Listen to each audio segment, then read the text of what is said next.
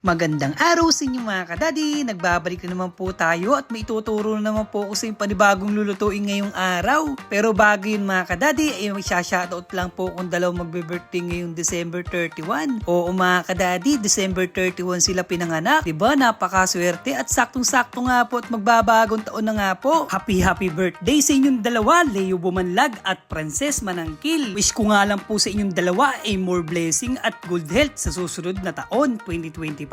At ito nga kadadi, tara na magluto na po tayo at ituturo ko nga po sa inyo kung paano po ito pasarapin. Century tuna nga pong apritada ang ginamit ko rito, ay napakasarap nga po pala pag ginigisa pa rin itong ating century tuna. At ang unang ginawa ko dito mga kadadi ay naggayat lang ako ng sibuyas at bawang at naglagay nga lang po ako ng kaunting mantika at inilagay ko na nga rin po itong bawang. Hiyaan ko nga lang po itong mag golden brown mga kadadi at isinunod ko na nga rin po itong sibuyas. Hinalo-halo ko nga lang po ito mga kadadi hanggang sa mag golden brown din. Alam nyo ba mga kadadi, ay excited nga po pala ako mag-vlog ngayon dahil ang ganda ng ating kusina ngayon mga kadadi at bagong-bago mga gamit natin. Kaya gustong-gusto ni Daddy Mike magluto ngayon at magkaroon ng panibagong vlog dito sa ating bagong kusina. Century tuna nga po pala ang ginamit natin dito ay apritada. Black pepper nga po pala ang lagay natin dito o paminta. At ang pampaalat natin ng bagya is salt o asin. Kung nakaabot ko nga pala sa video na ito mga kadadi, welcome na welcome po kayo.